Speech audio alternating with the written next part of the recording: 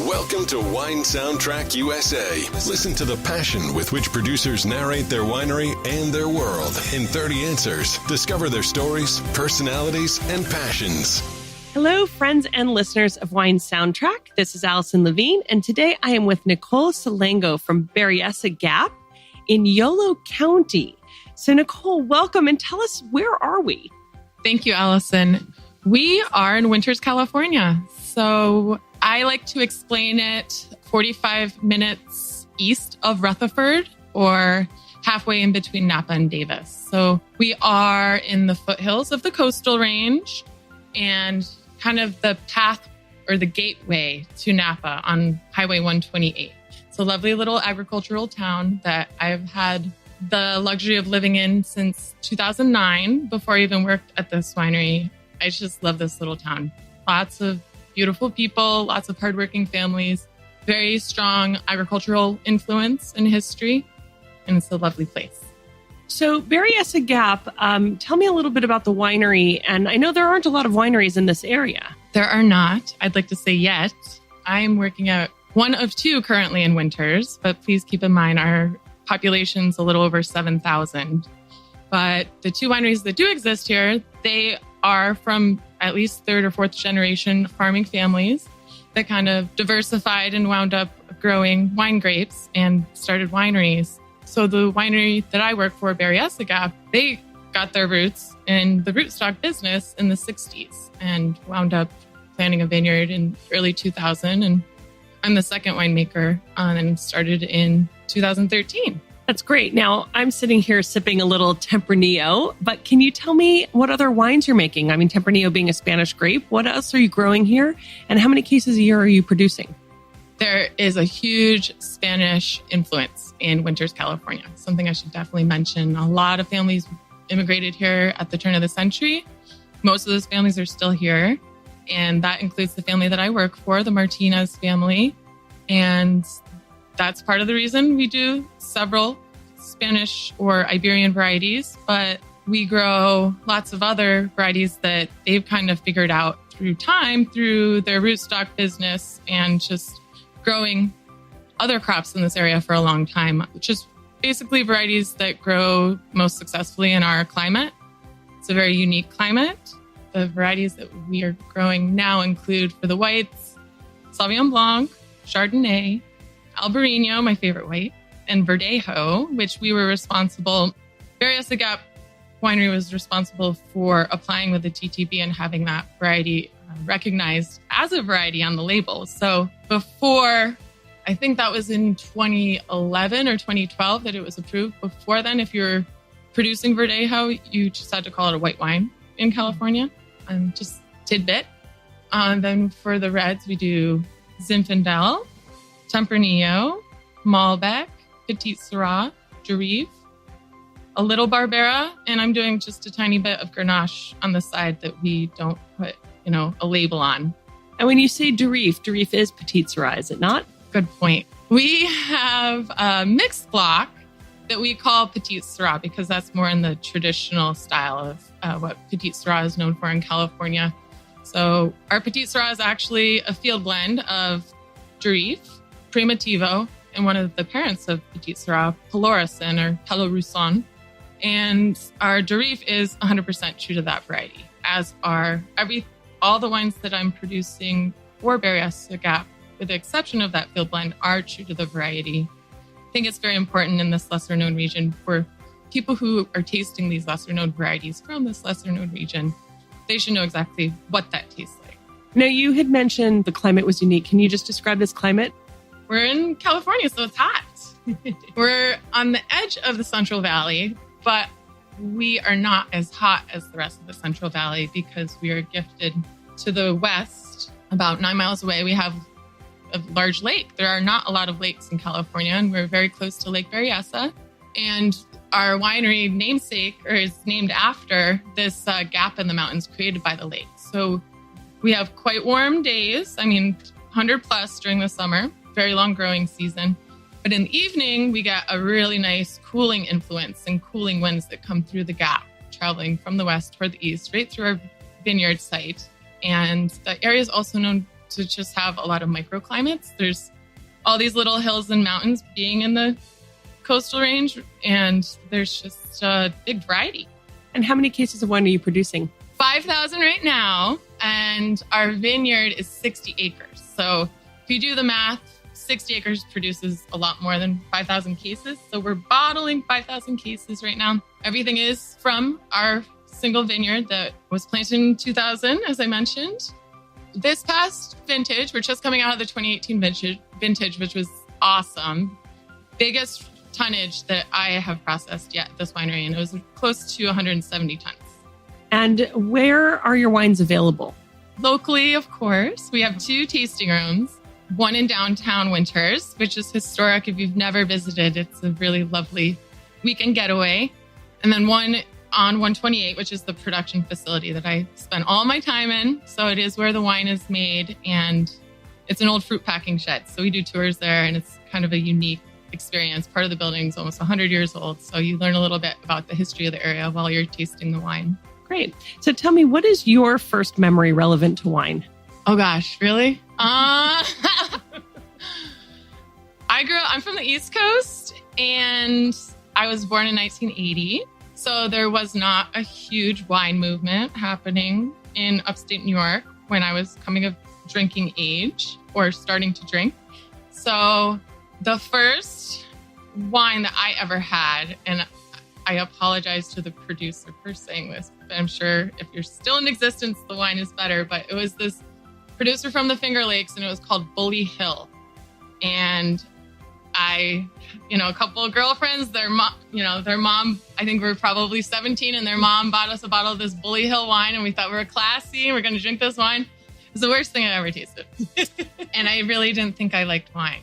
So my first true experience in liking wine was after I moved to California. I was 22 years old, and I had actually worked at a brewery in upstate New York and had a very different, my palate had experienced a lot since that first taste of wine. And, from the time that it came where I was in California. So I just got a job at a little European wine shop, and that is where I fell in love with wine. It was a very special place, and I became the wine buyer there. And that's kind of the start of my wine story.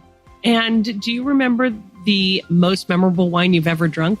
Yeah, no doubt. To this point in my life, it progresses and changes. But yes, the 2015 Chateauneuf du Pape Pignon. It was a barrel sample.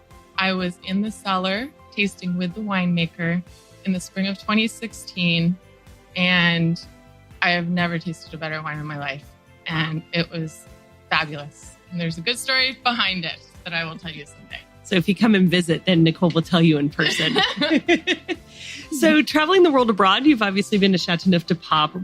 What's the best foreign wine you've ever drunk?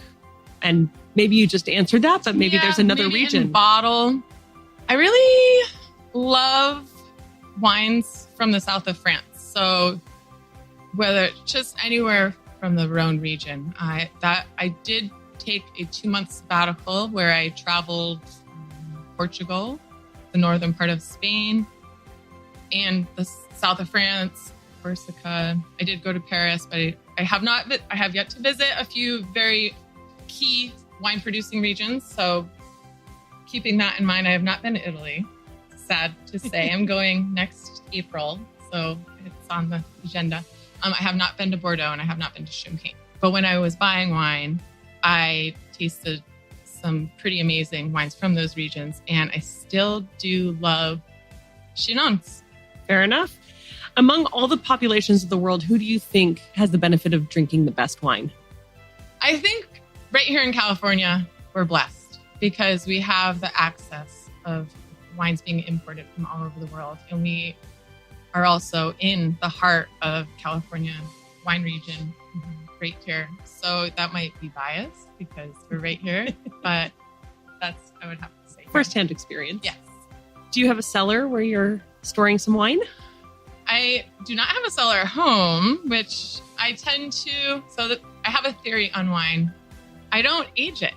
I might not be here tomorrow. I want to enjoy the wine today, and I will purchase an aged wine. I'm not biased against aged wines. They're lovely. But when I'm purchasing a wine, it is because I will be consuming it within 6 months or a year. So I do, my cellar in my house consists of one of those old bricks that has about 9 holes in it. So my wine collection is 9 bottles of red wine at any given time. And I usually have a bottle or 2 for company of white in my fridge. So fantastic. Ready to drink at all times. I have a stash at work as well. Do you believe that there is such thing as a perfect variety? I'm really biased, and we're already talking about Grenache. I'm really in love with the Grenache variety right now. I do feel that it presents this delicacy. It has all these features that I never find in any other one variety, and it's not blended. It's just everything in itself. So I'm on this kick of 100% wines. So I'm trying to educate myself what these varieties taste like from different regions, and I'm really into terroir right now. So I have found Grenache from wherever it's from is really lovely, and it really speaks. It has a sense of place. I feel like Zinfandel does it too, but I'm just really, really excited about Grenache because I'm excited about rare and undiscovered and more unique, or the underdog, or what have you. So I feel like Grenache is certainly one of those varieties, and I'm just in love with it right now. So on another note, what do you think about wine critics and scores? In Yolo County, we don't have an AVA. We don't have a long history of growing wine in this region. Yet I think we're producing pretty awesome wines. And sometimes I feel, because we're a lesser known region, people hear, we're, at the edge of the Central Valley. They want to group you in with the Sierra Foothills or some other region. And I don't like that. So in one sense, they could help us if we're discovered. But in another sense, it's difficult to pave your way in an industry that's already well established and has a lot of opinions. So I think they're important because there's a lot of marketing and there's a lot of nonsense, if you will, out there that's not true. And the general consumer can't always recognize that. So you do need someone that has criteria for tasting and judging wine. So they're very, very important. I think I probably just haven't felt the love yet. So I don't know how I feel on that level. So you crave a little score just to make a judgment from there. Sure. Yes. So I think it's tough to break through. Yeah, absolutely. But they are important. Well, here's a couple quick questions. Getting down to wine, as a consumer, what do you prefer, red, white, or rosé? Certainly red. Okay. Still or sparkling wine? Certainly still. Oh, well then, perfect. I don't have to ask you champagne or domestic. Oh, good. Still wine lover. Say champagne. What's your philosophy on food and wine pairing? Do you believe in the adage of red meat, red wine, fish, white wine? I mean, how do you approach it? I think you could probably guess what I'm going to say. I don't follow a lot of rules, and it really is all about what tastes good. And I think you need to test it. So everyone has a different palate, and I think that you should be able to, the bottom line is that wine is meant to be paired with food. And I don't think it needs to be boxed into a specific white wine with fish or red wine with red meat. But please enjoy some wine with your food. And I hope you can find a nice pairing. And when you drink a little too much wine, you have any special remedies for hangovers? Oh, sure. Let me think. Warm Coca-Cola was something that my best friend in college, her father was a doctor. So that's something that we learned in college, that whenever we're hungover, we drink warm Coca-Cola. It's just something I still do to this day. I don't know if it really works, but long days, I will find myself, this is so embarrassing, but yeah, I go and grab Pedialyte, but it's the powdered form. And I put that in my water bottle and it makes me feel like $1 million. That sounds like a cure. It's pretty good. Pink lemonade. What do you think that a non-drinker loses out on by not drinking your wine? Well, gosh, hopefully you can at least taste it. You don't have to drink it. So that's a tough question because I'm not sure. Someone who doesn't consume alcohol, that's absolutely fine. I hope you're tasting some other beautiful things in life because there are many flavors, and I respect you if you don't have it in the form of alcohol. But if you're just choosing not to drink wine I made, be open. Wine has a long history and every single wine has a different story. My wines in particular, I'm really aiming for a pleasant experience all the way through. So your first impression, besides color, will be the aroma. So you're missing out on the beginning of that experience of tasting wine, of enjoying the aroma. And I won't lie, I usually spend more time enjoying the aroma of any wine than I do sipping it, because it's just like, that's your time to get to know that wine. And then, it's just everything. You get the texture, the layers of fruit and spice and anything that's going on in that particular variety that you're tasting.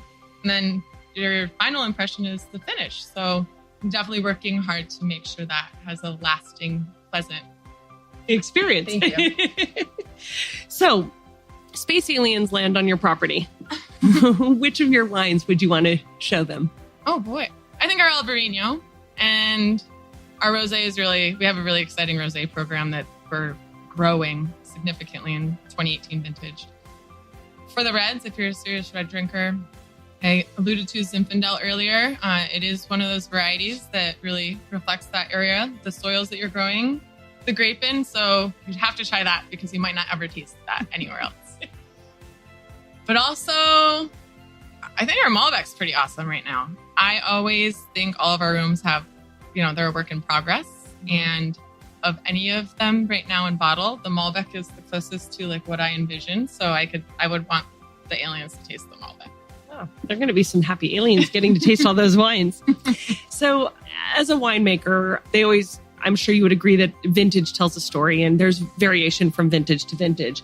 What do you find repeats itself more often or not in any given year, or looking back over a couple of years? I just finished my 14th harvest, and you would think that I have all these trends in my mind. But I have to say, every harvest is quite different, even working with the same exact vineyard.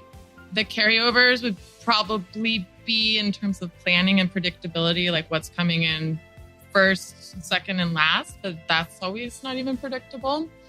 You're really at the helm of Mother Nature in any given year, and that's just the beginning of it. I mean, I'm also at the helm of the grape growers and at what may be going on in my life right now, and just the state of the world. It's just, there are a lot of differences from year to year.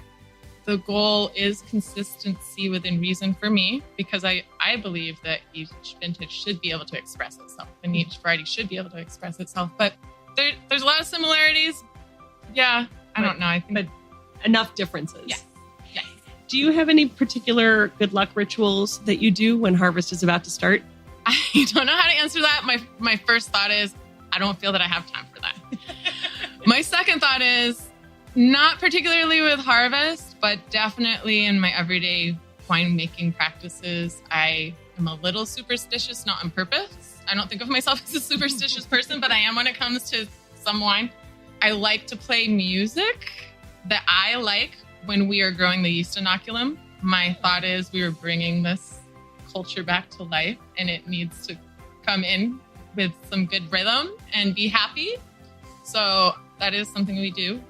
My next question was going to ask if you talk to your grapes or to the wine in the cellar. So you play music, you sing. What kind of music and rhythm do you give them? It again depends on my mood. So I love music, and I listen to anything from like classic rock to like old blues to I listen to a lot of hip hop, and like I prefer strong women singers. So yeah, we play all that in our cellar, and then our cellar master is from Jalisco, Mexico. So we're listening to, a lot of great Spanish music that I've grown to absolutely love. Sometimes when he's not there, I'm actually missing it. I'm like, where's the music in the cellar today? It's so quiet. So you have some happy juice. Absolutely. I do have one other superstitious thing that I do. We have a barrel room. We have a couple barrel rooms, but the barrel room that is most important to me at any given time is the newest wine, because that's like your newest baby. And I don't like to let anyone basically that I don't like, or that you might have a bad vibe or give the wine bad energy. They can't go in that room. Positive vibes only. Absolutely. Yeah. So I know you said you're not superstitious, but a little superstitious. So if people read tea leaves to predict the future. If you could read the bottom of a red wine glass, what would you want it to tell you? Oh my gosh, ask my therapist. No, I was just kidding. Wow. So right now, I want it to tell me that life is going to get easier. I want it to tell me like, I've been working really hard at my career and kind of figuring out, I do believe my calling is making wine, and I'm how to do that in a way that I can be happy in all aspects of my life. And I haven't achieved that balance yet. So I feel like I'm finally getting there with the winemaking. So I really want it to say, Nicole, you could take a deep breath. Take a deep breath and get all those aromas. Oh, yes. So when you were little, what did you want to be when you grew up? I wanted to be a vet. And then I wanted to be a geologist. And then I wanted to be a winemaker. In that order. My father wanted me to be a lawyer. So the in between the geologist and a winemaker, I wanted to do environmental law. So I've always been really into nature. I was born in Vermont, raised in upstate New York, moved to Winters. I love nature very much. So I've always had that calling and have wanted to be close to that. So that's answering my soul, being in the vineyard a lot. But yeah, I love animals. They bring me happiness. So I wanted to be a vet, but I'm not really down with blood. So probably not. Fair enough. Stick to grape juice. So when you're not working, I know you said you're trying to find balance in life. When you're not working, what do you do in your free time? I travel. I do yoga. I do whatever I can in nature. So I have 2 dogs that they're getting a little older. They're large dogs and they're like almost 10. So I know they're not going to be with me forever. So we do a lot of orchard and river walks around Winters. I am coming up on like the holiday time where I will be able to take a break from the winery. So I'll be traveling home to see my family. New York City first, and then upstate New York and Vermont. And I'll probably see some snow. So I get bored really easily. So I just like to switch it up and keep it going. So. Do you have a favorite film about wine? No, but I do have, I think the reason that I am in the wine industry has a lot to do with my sense of smell. So I have always been really affected by my sense of smell my entire life. And there was a period of time where I was dating foreign men, and this one man that I was, French man, said, "Oh, have you ever heard of this song or this movie, Parfum?" And I went home and I looked it up. I think I purchased it. Mm-hmm. And this was a wild film. And if you haven't seen it, just do it, and at your own risk. But it's very much related to a sense of smell, but it takes it to a extreme, and it's a crazy cool movie. I will have to check that out. Yeah. For a romantic evening, what is the wine that you would order? Depends. So I'm a little biased. Let me think about this. I've been really into Pritchard Hill, Coombsville, Howell Mountain Fruit lately, but so Napa regions, but hilly, mountainous. So I'm not really into the valley stuff. So I'm looking for these intense flavors that I'm not experiencing in our vineyard, like black olive and black pepper, and these potent. It's like a balance. We have a lot of red fruit and brambly, blackberry and stuff like that. But it's rare for me to get leather and these non-fruit flavors. So I find myself kind of seeking those out in whatever way possible. And that would make for a romantic evening. Wine would definitely be involved, and yes. So what would you say the best piece of advice is that you've ever received? That's a really tough question to answer. I don't think that I'm the type of person that's welcomes, it looks like I welcome advice. I have a kind of tough exterior, and I'm I got this all the time. So I don't feel like a lot of people are saying if you ever needed some advice, this is really what you got to do. I would say that the first thing that popped into my head when you asked me that was the first winemaker I worked with. He told me, he hired me from the wine shop, and it was our first harvest. And he said, you'll know in the first week if this is the industry for you or not. And it's totally true. Yeah. The first day, I was like, I want to do this for the rest of my life. This is amazing. Like, they talk about the wine bug. And so it wasn't advice, but it was like, you'll know it or you don't. So, you know, in your early 20s, you're searching for that purpose, what you're going to do for your career. And I was certainly there. So that was a huge relief. And I've kind of never looked back since. That's fantastic. So if you were going to give our listeners some advice, what would you tell them? Follow your heart. Keep your eyes open. People often ask me, like, how did I get into the winemaking position? And it literally is a process of elimination of learning what I didn't want to do through experience. And this is the first thing that has kept me excited and passionate about it. And don't let anyone tell you that you can't do it. That's good advice. So after 14 harvests, what would you say your proudest achievement is in your work? I'm pretty proud that we just crushed over 170 tons of red fruit with a 4-person team. And the harvest lasted from July. And we still have grapes on the skins right now. So I'm still here. I'm still breathing.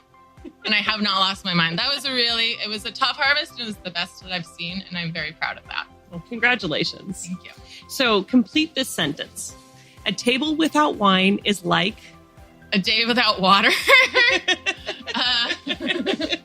But I would agree. So a VIP is photographed by paparazzi, and they're sitting in a restaurant, and on the table is a bottle of your wine. Of all the people in the world, who would you want that person to be drinking your wine? I love Benicio del Toro.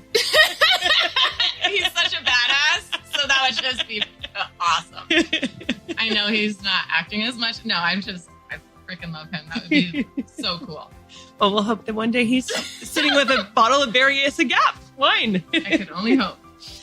What do you think that we will be drinking in 200 years or in the next 500 years? I mean, do you think we'll still be drinking wine, and where do you think we'll be? I absolutely think we'll still be drinking wine. If we were doing it that long ago, why wouldn't we be doing it that far into the future? I haven't spent a lot of time thinking that far into the future. I am very fascinated, even in the time that I've been in the industry, how far science and technology have taken the analysis side, like the sensory side, as well as the science side of making wine. So I don't know. I hope we don't wind up making like a sterile wine because, yeah, I think today and in my short history of tasting wine, I think the difference between like a $20 bottle and a $200 bottle, that margin has significantly shrunken. So hopefully, consumers will understand, they'll be able to trust their palates more. They'll be more educated on the true difference between a sensory good and bad wine and what is marketed as a good and bad wine. That would be awesome. So you're going to be going to a deserted island. And on this deserted island, great. I know, doesn't it sound fantastic? As long as there's wine there. Well, you get to take the wine. So what 3 wines would you take with you to this deserted island? Just popped into my head, I don't know why, but a Vacaras. Because it's not too light, not too heavy. I'm pretty sure even if it's hot, it'd still be delicious and red. I would take something on the lighter side and something on the heavier side. And I would do all red. I do appreciate a lovely glass of white and a lovely, glass of champagne, but my heart is with red wine. So I would really have to think about that one. The Pignon would be in there. Okay. The 15, I'm sure, is in bottle by now. I'm sure it's like $500 a bottle, but it's your deserted island. I would love at least a case of that. And the final, well, maybe I do like a rosé of 100% Grenache from Provence. How about that? I think that sounds like a good trio. All right. So I know that you said that you have some travel ahead of you and some places you haven't been, but what is one winemaking area in the world that you would still like to explore? I only visited once, and I didn't know that it was a wine-producing region. I just went there for the beach. The island of Corsica. Totally fascinating, absolutely unique place. I have done a harvest in New Zealand in Marlborough, so it has that island influence. And I only tasted a couple of wines because I was only out there for like 4 days. But I would love to learn more about the history of that region and the red wine grapes of that area. Well, we're almost finished. You've almost survived. So, wine soundtrack, wine and music, our little game that we play at the end. Okay. I'm just going to name a couple wines. I won't get too specific based on what we've been talking about. You just tell me, since you're into music, this should be a little easier for you. But what you would want to be listening to or what it makes you think of. So let's start with Chateauneuf de Pape. Chateauneuf de Pape is like refined and a little older. Maybe some Nina Simone would be my answer to that. Like that. What about Rosé of Grenache? Some Janis Joplin. Albarino from Yolo County. Okay, how about some Crosby, Stills, and Nash? I like that. And then because we're in the county, Zinfandel. How about some Bob Seger? Yeah, I like that. Okay. Well, Nicole, I want to thank you for joining us here at Wine Soundtrack. And before we go, if you can just remind people where they can find you and your wines, both online and in person. Thank you so much, Allison. This has been a wonderful experience. And Berryessa Gap, the website is www.berryessagap.com. And we have 2 tasting rooms in Winters. Please come visit. We're also available in the Bay Area, in San Francisco, some select retail shops and restaurants in San Diego, as well as in Sacramento. Fantastic. And you can also order online, I'm sure. Absolutely. Everything's available online. Fantastic. Well, have a great afternoon, and thank you for joining us, and cheers. Thank you. Cheers. Thanks for listening to a new episode of Wine Soundtrack USA. For details and updates, visit our website, winesoundtrack.com.